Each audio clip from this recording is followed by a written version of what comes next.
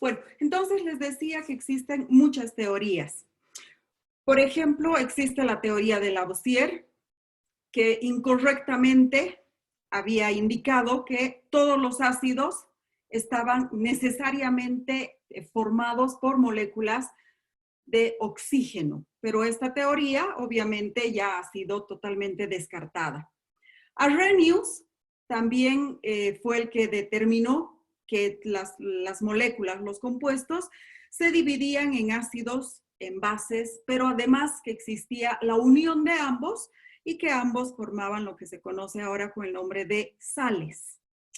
Y que al estar en contacto con el agua, es decir, al hidrolizarse, se dividían en iones. La mayor contribución que puso o que dio Arrhenius en su época fue que Arrhenius determinó que tanto los ácidos como las bases se hidrolizan. Y también como consecuencia de esto sacó lo que ahora se conoce como constante de ionización. Y la constante de ionización es mayor mientras mayor es la concentración de hidrógenos.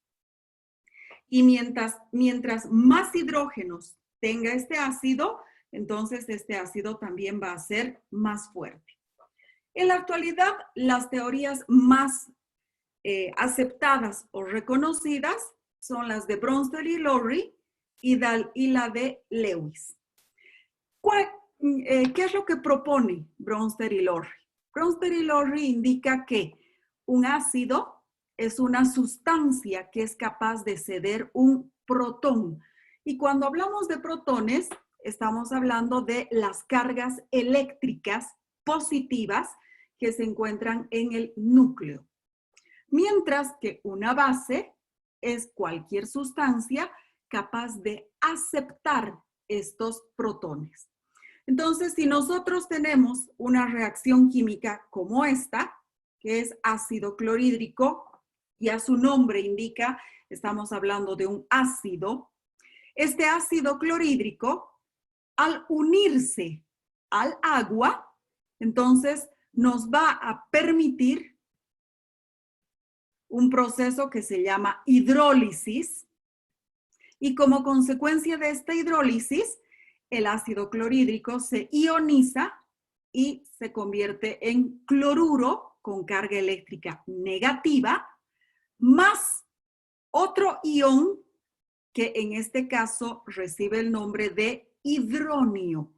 Este H3O, que no es otra cosa que el agua protonada, es decir, con un hidrógeno adicional, recibe el nombre de hidronio. Otra situación importante que también propone Bronsted y Lowry es que cualquier ácido, al protonarse como consecuencia de la hidrólisis, nos va a proporcionar su base conjugada. Es decir, que un ácido se va a convertir en su base conjugada. Y al revés, cualquier base, al protonarse, nos va a dar un ácido conjugado. Entonces, esa es la teoría de Bronsted y Lowry. ¿Qué pasa con la teoría de Lewis? Lewis también indica, o trabaja, mejor dicho, con soluciones, es decir, con moléculas protonadas. Pero Lewis habla de electrones, no habla de protones. En el caso de Lewis, indica que un ácido es cualquier molécula capaz de aceptar un par de electrones. Y como está aceptando un par de electrones, entonces va a formar enlaces de tipo covalente. Mientras que la base es quien va a dar este par de electrones. Entonces, la unión que se produce de acuerdo a la teoría de Lewis es por coparticipación de electrones. Si ustedes recuerdan, cuando habíamos comenzado a hablar de la molécula de agua, habíamos dicho que el hidrógeno se une al oxígeno a través de la coparticipación de electrones. Por lo tanto, el agua es capaz de comportarse tanto como ácido como también puede comportarse como base. Entonces, esa es la característica de los ácidos y de las bases de acuerdo a la teoría de Lewis. La escala de pH, primero, ¿qué es el pH? El pH es definido o está definido como el logaritmo negativo de la concentración de hidrógenos. Cuando ustedes vean cualquier molécula, cualquier átomo o cualquier elemento químico entre estos corchetes, nos estamos refiriendo a concentración. Entonces, el pH es igual al logaritmo negativo de la concentración de hidrógenos. La escala de pH se divide en ácido, neutro y alcalino.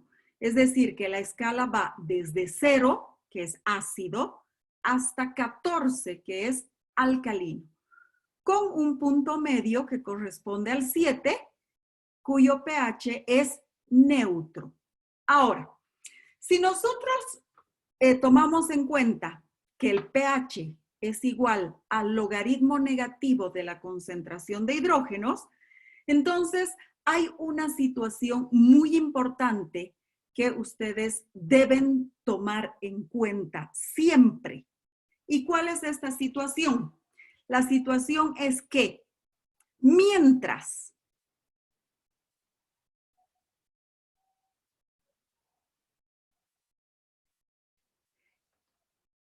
el pH suba, un minutito,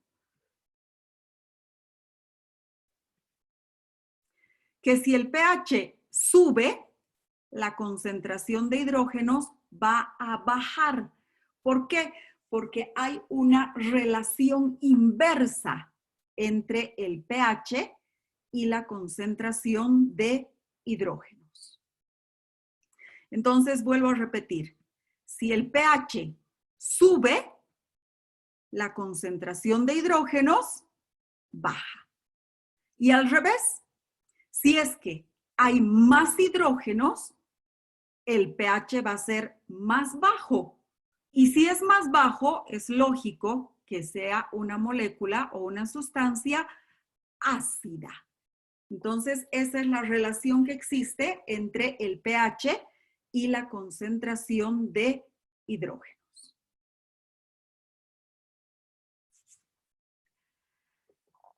En nuestro organismo se va a producir el mantenimiento del pH. ¿Por qué? Porque fisiológicamente, cada día dentro de nuestro cuerpo se van a producir gran cantidad de ácidos. ¿Como consecuencia de qué?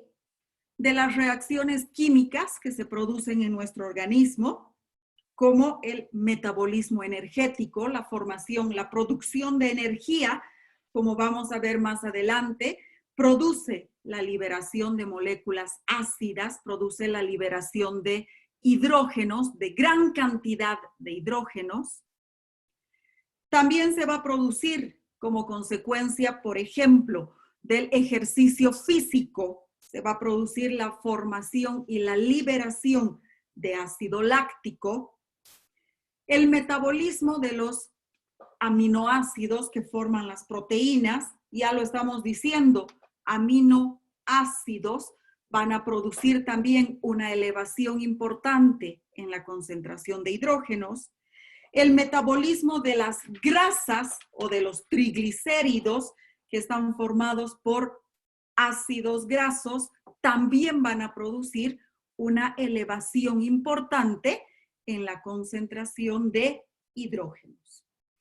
Una alimentación rica en proteínas, como consecuencia de que están formados por aminoácidos, entonces también van a provocar un exceso de hidrógenos. Entonces, ¿qué es lo que va a suceder?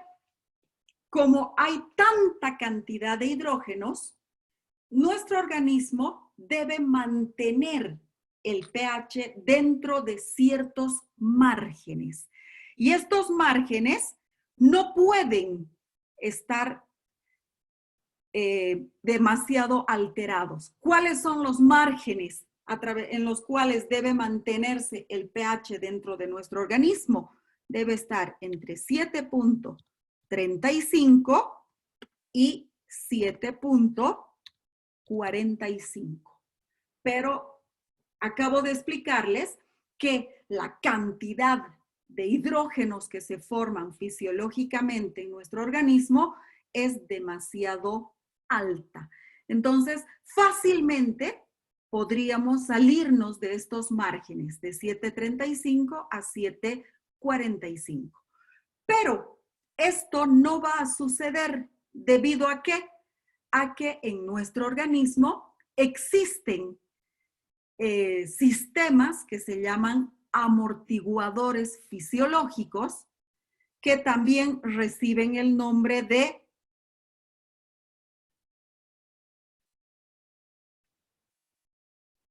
sustancias Buffer. buffer, correcto. También se llaman sustancias tampón. Entonces, todos estos son amortiguadores fisiológicos. Pero no es suficiente la amortiguación fisiológica, sino que si bien estos amortiguadores son la primera línea de defensa, necesitamos además que colaboren a estos amortiguadores, que no son más que sustancias químicas, que las vamos a ver enseguida. Necesitamos además de la ventilación pulmonar y de la filtración renal. Entonces, todo este conjunto de acciones fisiológicas que se van a producir dentro de nuestro organismo van a permitir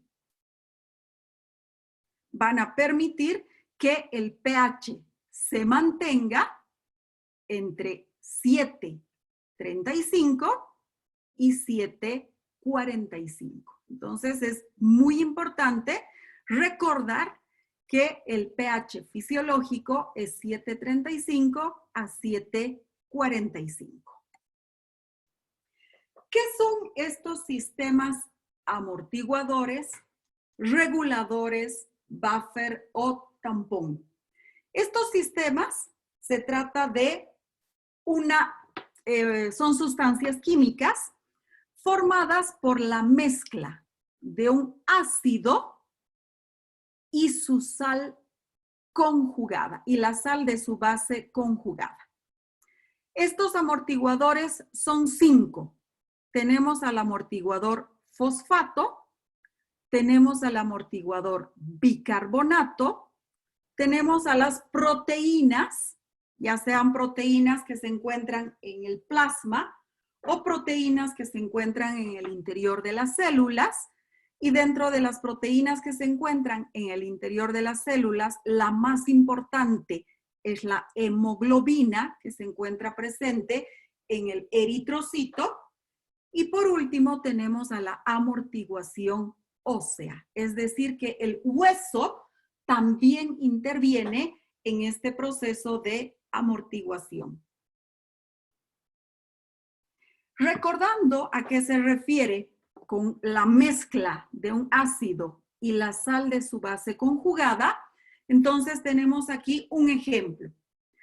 Si bien no es parte de ninguno de estos amortiguadores, pero es un buen ejemplo, tenemos al ácido acético, que es un ácido débil, que se comporta como ácido. Ya tenemos al ácido. En agua, en presencia de agua, que sería la base, este ácido acético va a ser capaz de ceder un protón y se va a convertir en, si cede, si le quitamos este hidrógeno, que sería el protón, se va a convertir en un acetato, que es la base conjugada. ¿Y quién acepta este hidrógeno? la base, que en este caso es el agua, y se va a convertir en su ácido conjugado. Y tendríamos el hidronio. Entonces, el ácido se convierte en su base conjugada y la base se convierte en su ácido conjugado. Entonces, todo lo que es amortiguación se basa en esta característica. Un ácido se convierte en su base conjugada y la base se convierte en su ácido conjugado. Vamos a ver ahora uno por uno cómo actúan y en qué situaciones actúan estos sistemas reguladores, amortiguadores, buffer o tampón.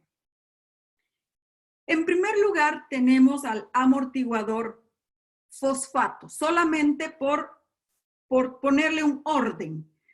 El amortiguador fosfato es muy importante en el medio intracelular. Es uno de los principales amortiguadores intracelulares. No solamente dentro de la célula actúa el fosfato. Ya hemos visto que también actúa las proteínas. Y dentro de las proteínas, a la principal es la hemoglobina. Este amortiguador fosfato está representado por el ácido fosfórico. Este ácido fosfórico es capaz de ceder protones, ceder hidrógenos, pero además el ácido fosfórico es capaz de aceptar protones. Entonces, esa es la forma en la que el amortiguador fosfato cumple su función. Este fosfato puede convertirse en fosfato ácido o directamente en ácido fosfórico. Entonces, es capaz de aceptar y de ceder protones. También tiene mucha acción a nivel de los túbulos renales. Este es el amortiguador fosfato. Es un amortiguador, vuelvo a decir, intracelular. El amortiguador bicarbonato es el amortiguador más importante cuando hablamos de la regulación del pH. Se encuentra en el medio extracelular y esta es la única reacción química que voy a exigirles a ustedes la aprendan de memoria. Es la única reacción química. Esta. ¿Cómo se comporta? El amortiguador bicarbonato está constituido por una molécula, que es esta, que recibe el nombre de ácido carbónico. Pero el ácido carbónico en realidad no existe. En la naturaleza no hay ácido carbónico. ¿Por qué? Porque el ácido carbónico siempre se va a encontrar protonado. Dependiendo de la circunstancia, este ácido carbónico puede protonarse en bicarbonato más hidrógeno o puede protonarse en dióxido de carbono más agua. Entonces, para fines de simplificar la reacción química, con fines de simplificar la reacción química, entonces nosotros vamos a eliminar al ácido carbónico. Y la reacción química va a quedar dióxido de carbono más agua, bicarbonato más hidrógeno. ¿Por qué? Porque inmediatamente se forma el ácido carbónico o este se convierte en bicarbonato más agua o la reacción química va hacia el otro lado y se forma dióxido de carbono más agua. Entonces, siempre vamos a tener esta reacción química. Hasta aquí, ¿hay alguna consulta? Está claro porque es súper importante que ustedes comprendan cómo funciona el amortiguador bicarbonato, porque todo lo demás va directamente de la actuación de este bicarbonato. Sí, está claro. Sí, doctora, se entiende. Perfecto. Ya estaba corriendo.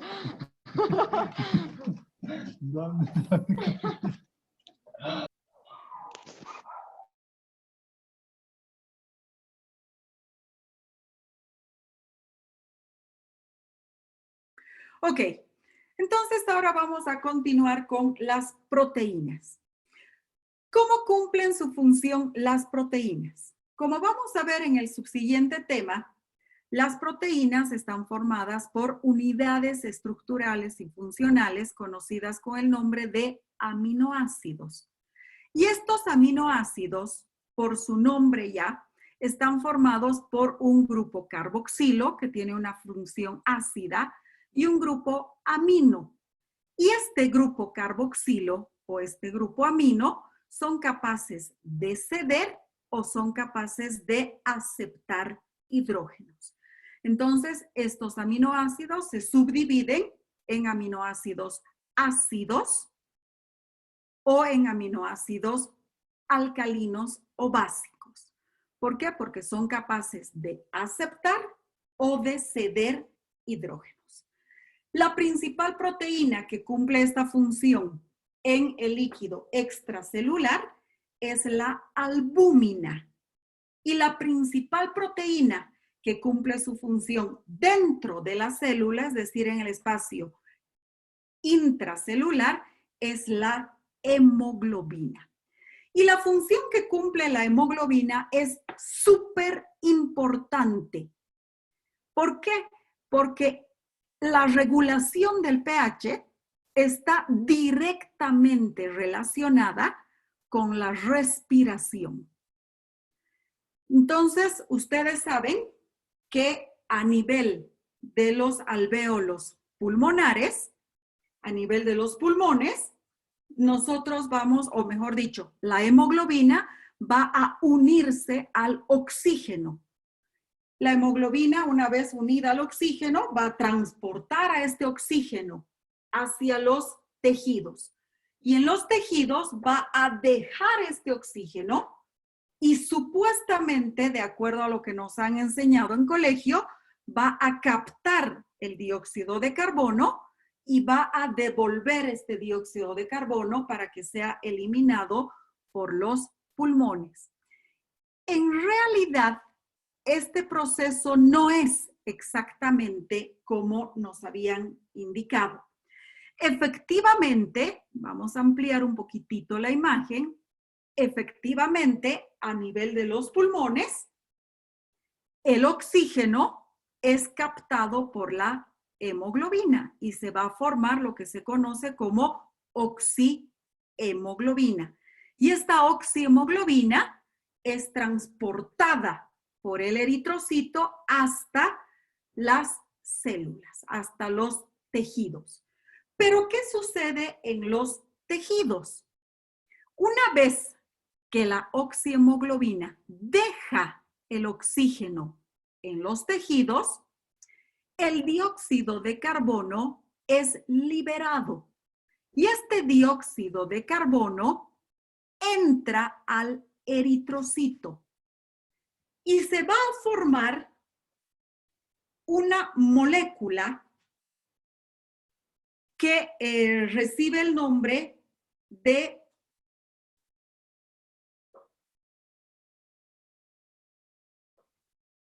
¿alguien sabe cuál es el nombre de la molécula que se forma cuando se une el dióxido de carbono a la hemoglobina?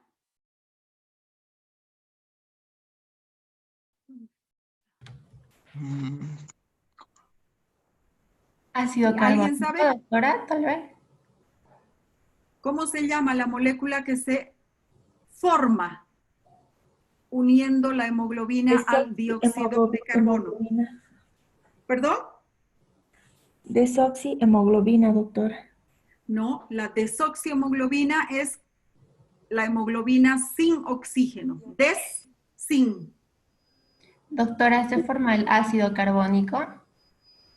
El ácido carbónico, un segundito. Primero estamos en que el dióxido de carbono se une a la hemoglobina. ¿Y va a formar qué? Hidroxihemoglobina. ¿Hidroxihemoglobina? Sí. ¿Uno? No. El ion bicarbonato. Deoxihemoglobina. Carboxihemoglobina. ¿Qué cosita, perdón? Carboxihemoglobina. Carboxihemoglobina. Sería Se va a formar. ¿Perdón?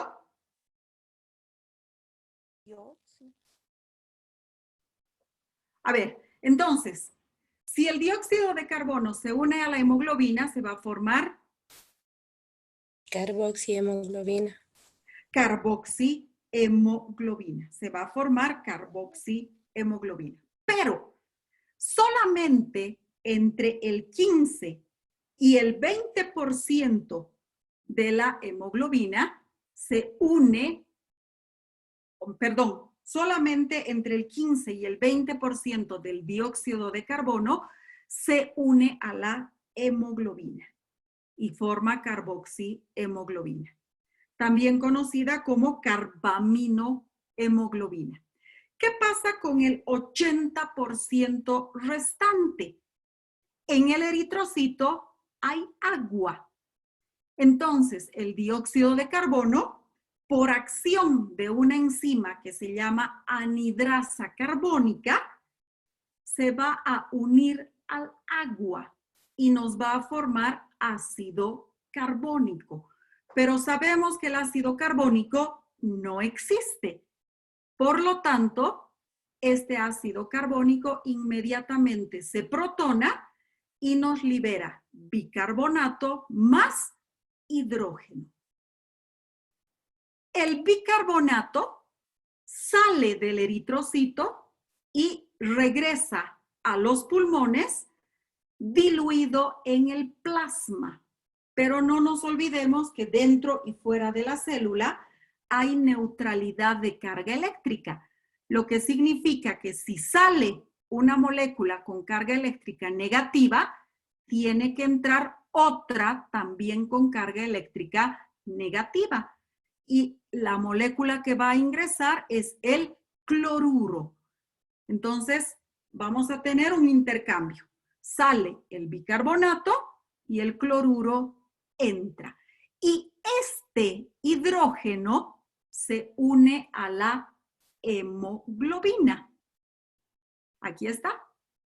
Y lo que se va a formar ahora recién es la desoxihemoglobina. Esta, la hemoglobina protonada, la hemoglobina con un hidrógeno, recibe el nombre de desoxihemoglobina.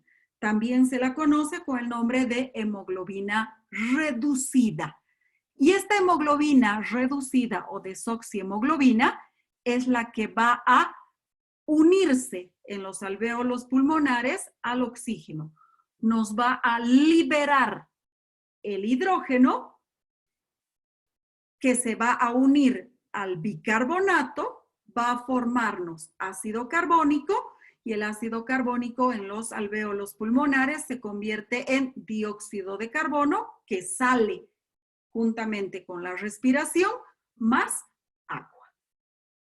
Entonces, ¿está claro lo que sucede o cómo se produce este proceso de amortiguación en los eritrocitos? Sí, doctora. ¿Sí? Bueno, de todas maneras, hay un tema específico que es justamente hemoglobina, donde vamos a repetir esta función de la hemoglobina. ¿Por qué? Porque es la base de la respiración celular.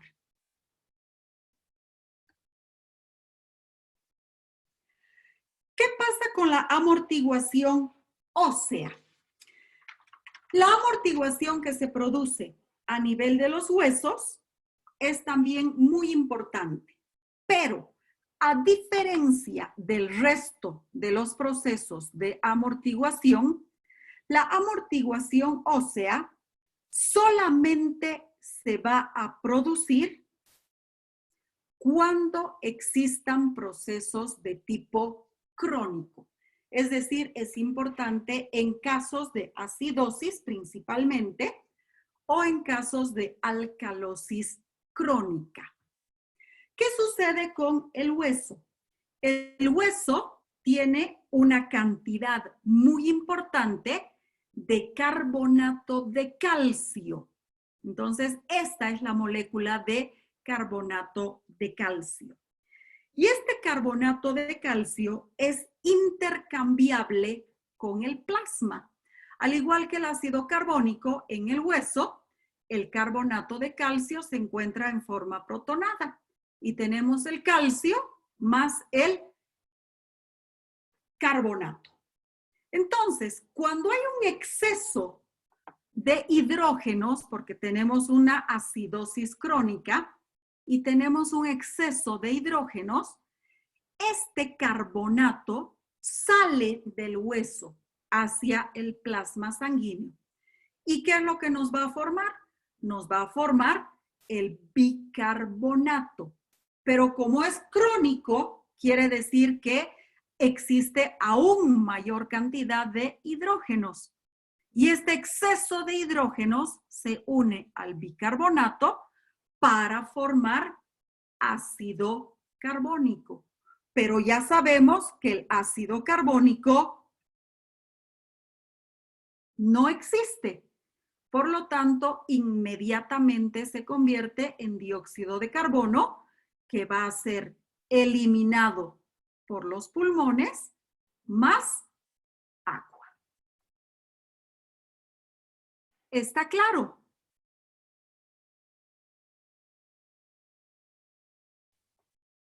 Sí, doctora.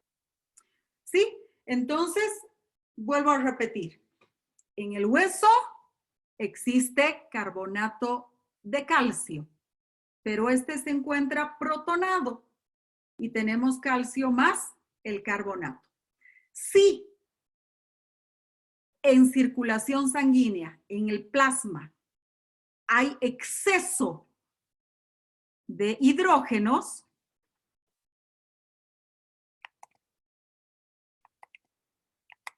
si hay un exceso de hidrógenos, entonces el carbonato se une a este exceso de hidrógenos y nos forma bicarbonato. Pero como hay exceso de hidrógenos, no se queda en bicarbonato. Sigue habiendo exceso de hidrógenos que se unen al bicarbonato y nos forman ácido carbónico. El ácido carbónico no existe, entonces inmediatamente se convierte en dióxido de carbono más agua. Y este dióxido de carbono se elimina por los pulmones. Ahora, como se ha eliminado la fracción carbonato, tenemos un gran problema. Esta regulación causada por el hueso en casos de acidosis crónica va a tener dos consecuencias súper importantes. ¿Y cuáles son esas consecuencias? Uno, al perderse este carbonato a través de la formación de dióxido de carbono, va a dejar el hueso este carbonato, entonces se va a producir disolución del hueso mineral. Entonces el hueso se va a convertir en un hueso mucho más blando. Y la segunda consecuencia, ¿cuál va a ser esta segunda consecuencia? La segunda consecuencia es que este calcio ya no va a poder quedarse en el hueso. ¿Y qué va a pasar con este calcio si no se queda en el hueso? Va a ser eliminado. ¿Y quién me puede decir por dónde se puede eliminar el calcio?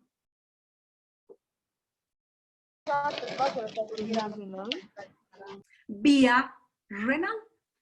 Este calcio se va a eliminar vía renal. Entonces, este calcio va a ser que está libre, está protonado, se va a filtrar y se va a eliminar a través del riñón. Entonces, un proceso de acidosis crónica interfiere, en primer lugar, con el normal desarrollo del hueso. El hueso va a producir una disminución del hueso mineral.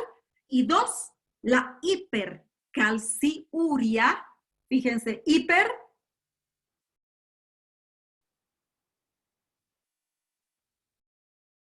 es hiper? Mucho. Mucho. Mucho. Sí. Hipercalciuria. Calcio. Calcio. Orina. El exceso de calcio en la orina puede provocar daño renal. Entonces, este es el gran problema que tiene la amortiguación ósea. La ventaja, si ustedes quieren llamarla así, es que solamente actúa en procesos crónicos, solamente en situaciones crónicas. ¿Está claro? Sí, doctora. ¿Sí? ¿Preguntas? Doctora, ¿por qué se produciría esta acidosis crónica? Vamos a ver luego cuando veamos lo que corresponde a los ejemplos, ¿sí? Entonces es porque falla algún sistema. Vamos a ver eso, no sé si nos va a dar, tal vez no, pero como vamos a ver, aparte de estos sistemas amortiguadores o reguladores, existen los sistemas que ayudan. Estas son moléculas químicas. Pero ¿qué sucede si es que el paciente tiene una insuficiencia renal? Entonces no va a poder ser eliminado el exceso de ácido a través de los riñones y el paciente puede entrar en una acidosis crónica o porque tenga un proceso, una neumonía. ¿Sí? Entonces se ha visto que los pacientes que tienen neumonía típica por COVID, entonces también entran en acidosis crónica.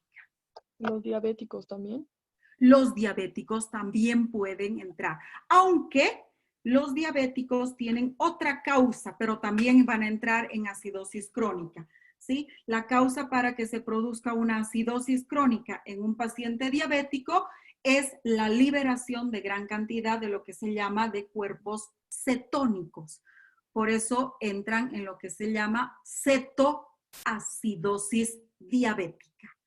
Pero está fallando algo. En este caso no falla ni el riñón ni el pulmón, sino que el metabolismo propio está formando exceso de ácidos. ¿Por qué? Porque se están degradando los ácidos grasos y están formando unas sustancias tóxicas que se llaman cuerpos cetónicos. Cuando hablemos de diabetes, vamos a volver a hablar también de la acidosis. ¿Está claro? Sí, doctora. ¿Dudas? Doctora, cuando se produce la liberación de la reacción carbonato, ¿se da la disolución del hueso? Sí, cuando se libera el carbonato que va a formarnos ácido carbónico y el ácido carbónico nos va a formar dióxido de carbono, si el dióxido de carbono se elimina vía respiratoria, entonces este carbonato ha abandonado el hueso. Sí. Entonces, ¿qué le queda? Solamente queda el calcio. Pero el calcio no puede quedarse solito. Entonces también va a abandonar el hueso. Entonces se va a producir la disolución del hueso mineral. Ya, gracias, doctora. ¿Ok? Bueno. Entonces vamos a continuar un poquitito más. Tenemos 10 minutitos. Y como les había dicho, no solamente son estos 5 sistemas reguladores, amortiguadores, buffer o tampón, los que van a regular en última instancia el equilibrio ácido-base, sino que vamos a tener también a los pulmones y vamos a tener a los riñones. Y va a haber un equilibrio cuando exista un balance entre la cantidad de sustancias ácidas y básicas, como consecuencia de la interrelación que existe entre ambos, tanto el sistema respiratorio como el sistema metabólico. La eliminación del dióxido de carbono está a cargo de los pulmones y la eliminación tanto del bicarbonato como de los hidrógenos está a cargo de los riñones. Entonces, necesariamente tienen que intervenir los pulmones y los riñones. ¿Cómo se produce esta regulación del equilibrio ácido-base? La regulación del equilibrio ácido-base es un proceso fisiológico, donde los amortiguadores, estos químicos, estos 5 que hemos visto, que son el fosfato, el bicarbonato, las proteínas, la hemoglobina y la regulación ósea, son considerados amortiguadores de primera línea de defensa y producen esta regulación del pH en pocos minutos. La segunda línea de defensa está constituida por la ventilación pulmonar, que da una respuesta relativamente rápida, pero que varía de minutos a horas, y finalmente la filtración renal, que es mucho más lenta, que varía entre horas, incluso días. Entonces, actúan los 3 sistemas. Tenemos los amortiguadores, la ventilación pulmonar y la filtración renal.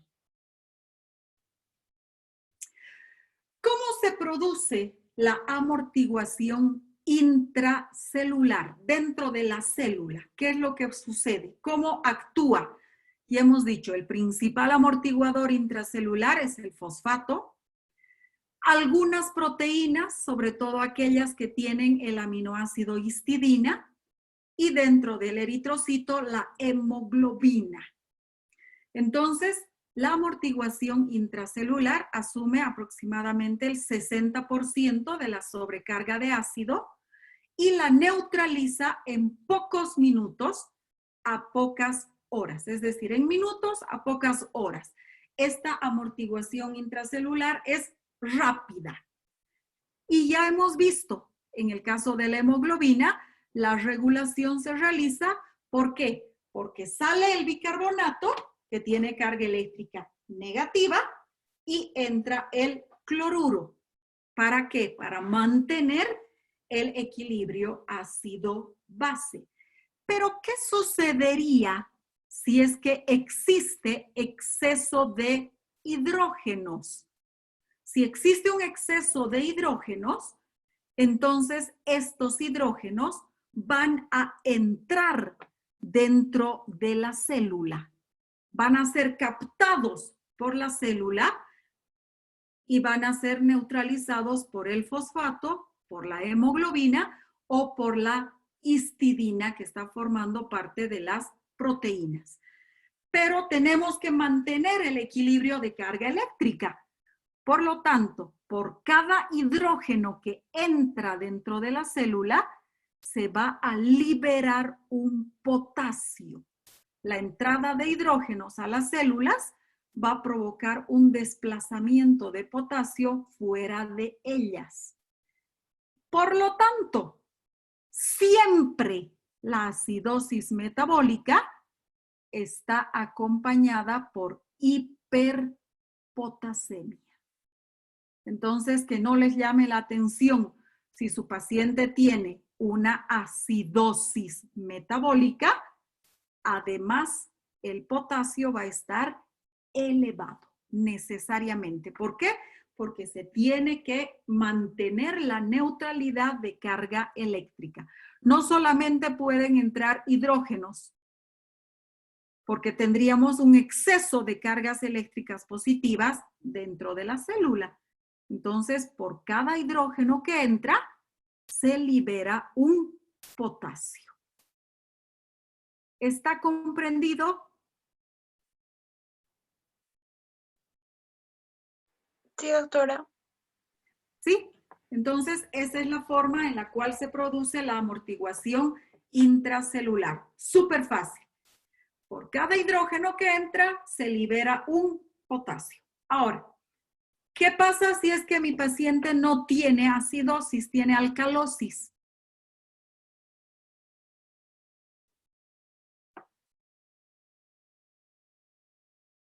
¿Quién me puede decir qué es lo que pasaría?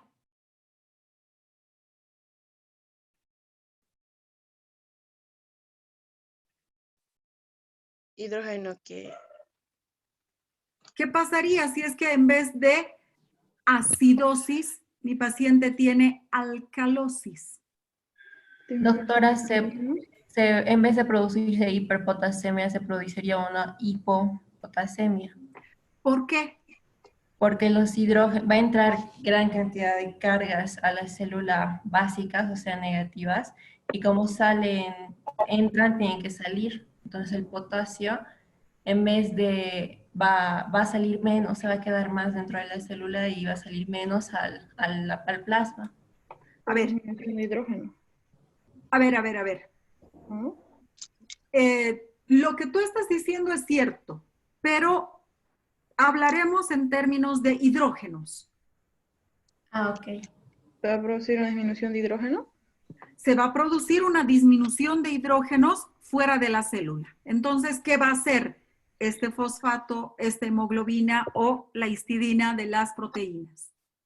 Va a mantener el potasio dentro de la célula. Olvídate del potasio. Lo que me falta fuera de las células es hidrógeno. van a empezar a Entonces va a producir salir más hidrógeno. hidrógeno. Entonces, estos amortiguadores lo que van a hacer es sacar hidrógeno. Entonces, se va a producir una salida del hidrógeno. El hidrógeno va a salir de la célula. El hidrógeno sale. ¿Sí? Y si el hidrógeno sale con carga eléctrica positiva, si el hidrógeno sale, entonces, ¿qué va a pasar con el potasio? El potasio más bien Entra. ingresa. Entonces, si el potasio entra, es lógico que disminuya el potasio fuera de la célula. Y esto nos va a provocar hipopotasemia. Ahora sí. Sí, doctora. Gracias. Sí.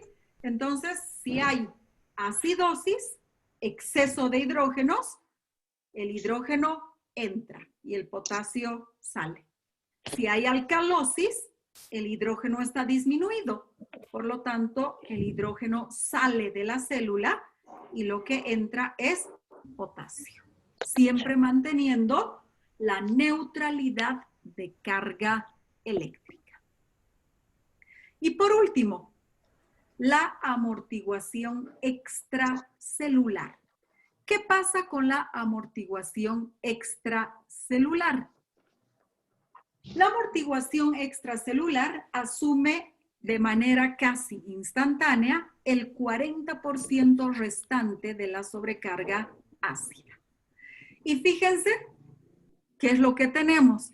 Pues nuevamente tenemos lo que les había indicado, la reacción química, que la tienen que recordar, que la tienen que aprender de memoria. Dióxido de carbono más agua, ácido carbónico que no existe.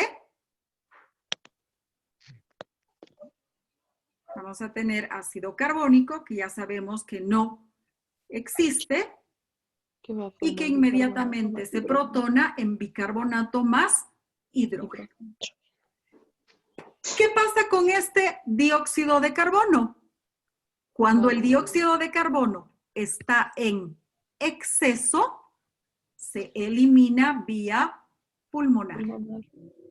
¿Qué pasa cuando el bicarbonato o el hidrógeno están en exceso? Se eliminan vía renal. Entonces, eso es lo que sucede con la amortiguación extracelular. Esta es la reacción química que se produce. Dióxido de carbono más agua, como no existe el ácido carbónico directamente. Bicarbonato más hidrógeno. Si es que la reacción química va a formarnos exceso de dióxido de carbono, el dióxido de carbono se elimina vía pulmonar.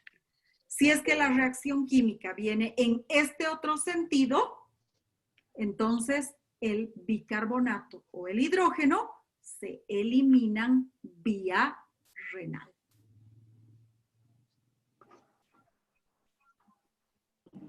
¿Está claro? Sí, doctora. Hasta aquí, ¿tienen dudas? ¿Tienen preguntas?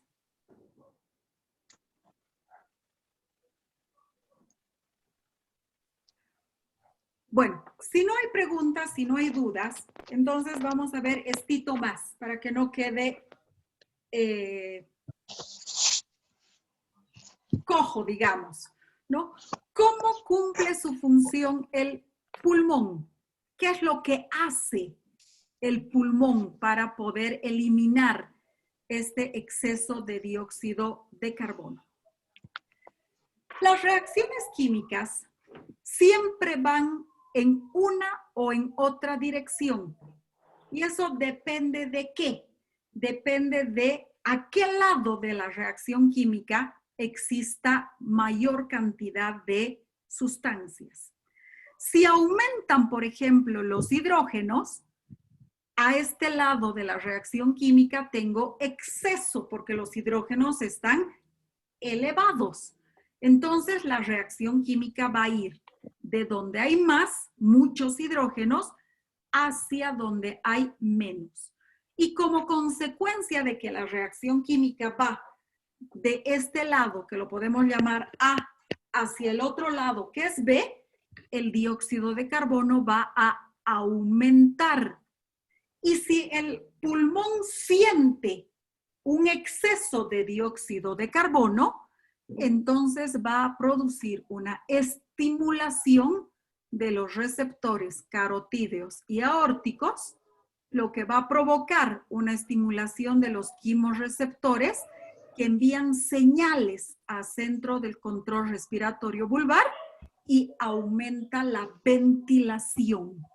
Entonces, cuando hay exceso de dióxido de carbono, se va a producir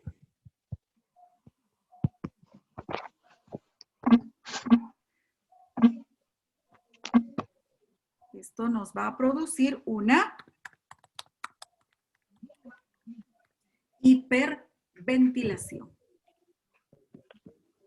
Se va a producir hiperventilación. ¿Qué quiere decir que se ha producido hiperventilación? Quiere decir que el paciente va a comenzar a respirar mucho más rápido, pero superficialmente. ¿Y cuál es el objetivo de que este paciente comience a respirar más rápido? Tratar de eliminar la mayor cantidad de dióxido de carbono en el menor tiempo posible. Entonces, esa es la función que cumple el pulmón, tratar de eliminar la mayor cantidad de dióxido de carbono en el menor tiempo posible. Por el contrario, ¿qué va a suceder si más bien tengo una disminución de hidrógenos? Entonces aquí voy a tener más y la reacción química va a venir en este otro sentido. Quiere decir que el dióxido de carbono va a disminuir porque se están formando hidrógenos. Entonces, al disminuir el dióxido de carbono, el paciente va a entrar en hipoventilación.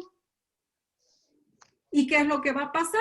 Que el paciente va a respirar más profundamente, tratando de captar la mayor cantidad de oxígeno. Y los hidrógenos van a aumentar.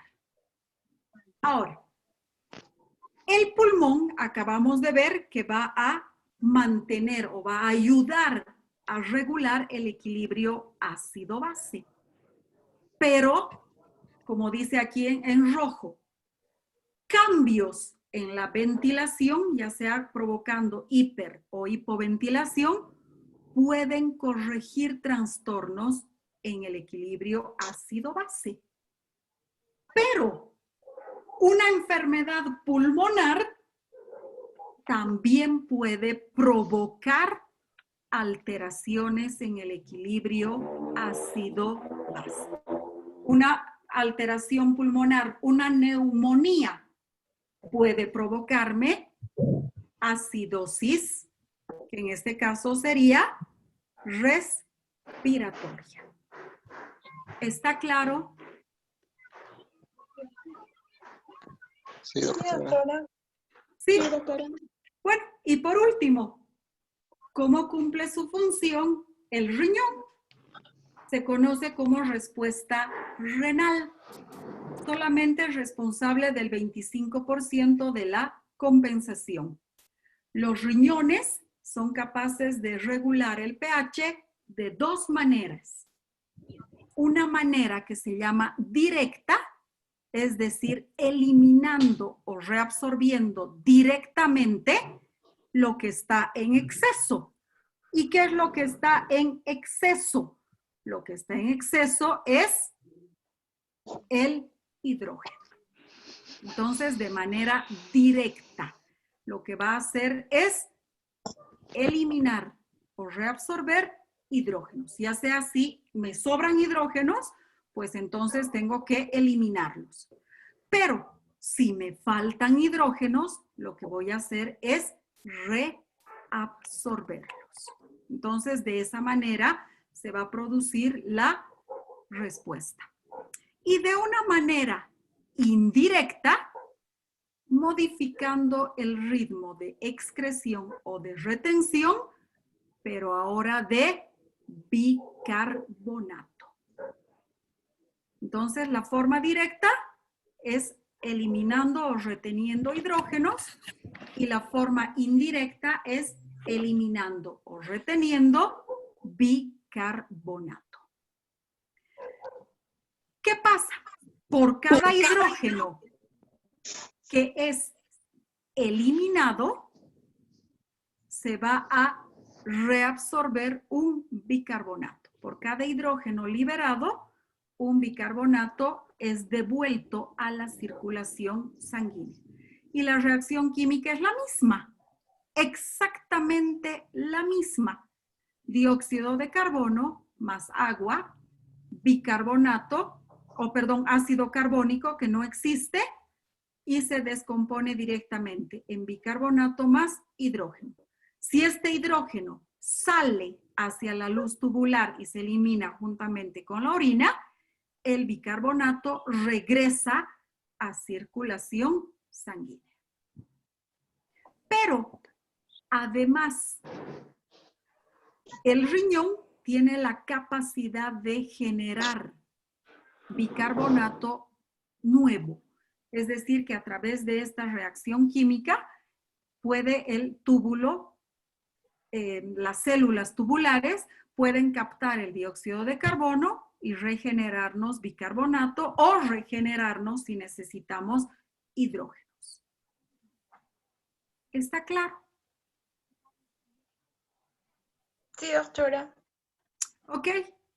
Bueno, entonces, no sé quién me ha hecho estos dibujitos, porque yo no puedo eliminarlos. Ok, gracias. Entonces, aquí quedaríamos. El día miércoles, que es compensación y que es corrección. Y vamos a ver ya las alteraciones en el equilibrio ácido-base. Entonces, hemos visto ya toda la parte fisiológica de qué es lo que va a suceder en el organismo.